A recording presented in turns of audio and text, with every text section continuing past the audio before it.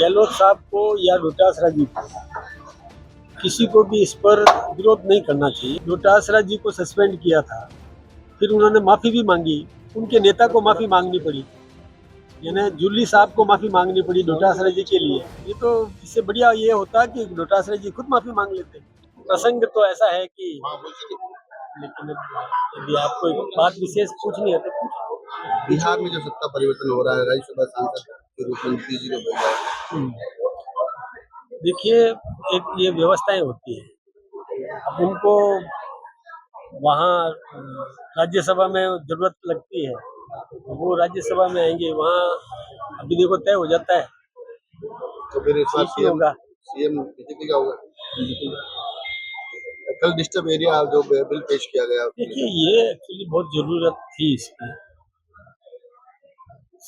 सामाजिक संतुलन जहाँ नहीं रहेगा और वहाँ कोई, जैसे जिस क्षेत्र के अंदर हमारे लोग कम संख्या में हैं और वहाँ कई लोगों की मन में ये रहता है कि इनसे ये खाली करवाना है, तो उनके परिवार को छेड़ना, बच्चियों को छेड़ना, तो फिर व्यक्ति तंग आकर के और अपना औने पौने दामों में मकान बेच करके जाता है। तो ये स्थिति नहीं बने, हम वहाँ सुरक्षा करेंगे, पुलिस चौकियां लगाएंगे ताकि वहाँ पर किसी भी प्रकार की ऐसी प्रताड़ना किसी के साथ में नहीं हो, ये हम सुनिश्चित करें। सर, बीती रात को टॉप में बड़ा हंगामा हुआ है, तो इसको लेकर राजस्थान में कई जगह इस तरह की स्थिति बन रही है, इस तरह की क्या?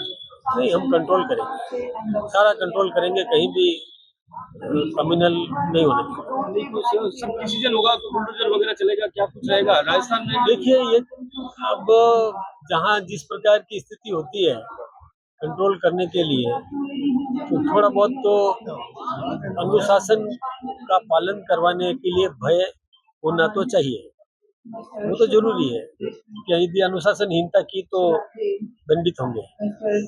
ठीक है। विधानसभा क्षेत्र चला, शोर हंगामा हुआ, क्या कुछ कहेंगे विपक्ष के बारे में? देखिए, विपक्ष चाहे लोकसभा हो या विधानसभा हो, विपक्ष के पास में कोई मुद्दा है नहीं, और विपक्षी केवल हंगामा करके और सुर्खियों में आने के लिए लगातार करते रहते हैं, जबकि उनको सकारात्मक विपक्षी भूमिका निभाना चाहिए। कोई हमारी कमी बताए, हम सुधार करने के लिए तैयार हैं, लेकिन कमी बताए नहीं, केवल चिल्लाए, केवल हंगामा करे, बोले नहीं। अवसर आए, हमको बोलना है, तब वो वॉकआउट कर जाते हैं। वो यानी एक प्रकार का जैसे थ्रो एंड आप भी विधानसभा के सदस्य रहे, लेकिन अब वर्तमान में जिस तरीके से अमर्यादित भाषा का प्रयोग किया जा रहा है, हाँ, ये ठीक नहीं है, ये इस दुर्भाग्यपूर्ण स्थिति है। नीतिगत विरोध होता है, लेकिन शब्दों की कटुता नहीं होनी चाहिए, और विपक्ष में इस समय ये कुछ ज्यादा ही हो रहा है, उसका असर सब पे हो रहा है, नुकसानप्रद है। लोकतंत्र में नीतिगत विरोध होता है, लेकिन कटुता नहीं हो, आपस में स्नेह तो होना ही चाहिए। राजनीति में विपक्ष भी होना चाहिए, लेकिन सकारात्मक विपक्ष होना चाहिए, राष्ट्रीय चरित्र होना चाहिए। सर, डिस्टर्ब एरिया एक्ट लागू हुआ है, पास हुआ है, क्या सोचते हैं सर? तो गहलोत साहब ने इसको लेकर ट्वीट भी किया है सर।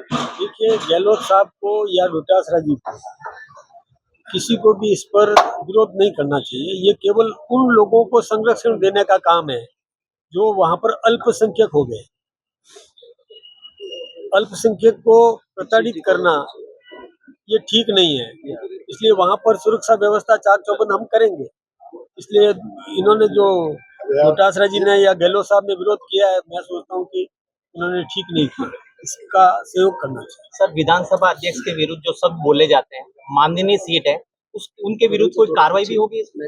हुई है, उनको मतलब निष्कासित किया है, सस्पेंड किया है, और डोटासरा जी को सस्पेंड किया था, फिर उन्होंने माफी भी मांगी, उनके नेता को माफी मांगनी पड़ी, यानी जुल्ली साहब को माफी मांगनी पड़ी डोटासरा जी के लिए।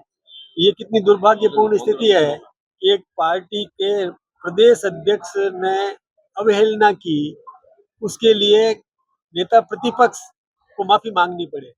ये तो इससे बढ़िया ये होता कि डोटासरा जी खुद माफी मांग लेते, तो गरिमा तो रहती। बड़प्पन तो दिखता उनका। सर निकाय चुनाव को लेकर असमंजस की स्थिति क्या ना आप ना होंगे? देखिए, हम तो कोर्ट के आदेश की पालना करते हैं और निर्वाचन आयोग जो निर्णय करता है उसकी पालना करना है। ये निर्वाचन आयोग का काम है कि कब चुनाव कराए, वो तो कल करा दे चुनाव, हम तैयार हैं। लेकिन डोटासरा जी आरोप लगा रहे हैं सर कि एसआईआर के बाद में जो लिस्ट बनी उससे चुनाव नहीं कराया जा रहा है। उन्होंने विधानसभा ये में भी मुद्दा डोटासरा रखा जी है। ने समझा नहीं इस विषय को। देखिए, एसआईआर हुई है विधानसभा और लोकसभा के लिए। ये पंचायत की मतदाता सूची अलग होती है, निकाय की मतदाता सूची अलग होती है, पंचायत की और ये जिला परिषद और पंचायत समिति की मतदाता सूची अलग होती है। ये उनको पता ही नहीं है। अब वो क्या राजनीति करेंगे जिनको ये भी नहीं मालूम है कि वो एसआईआर किसके लिए हुई, इसके लिए नहीं हुई है। पंचायत और निकाय के चुनावों की मतदाता सूची में एसआईआर नहीं हुआ है। एसआईआर हुआ है केवल लोकसभा और विधानसभा के वोटर लिस्ट को। सर पंचायती चुनाव कब होंगे? जो निर्वाचन आयोग का काम है, ये स्वतंत्र संस्था है, वो जब चुनाव कराए हम तैयार हैं।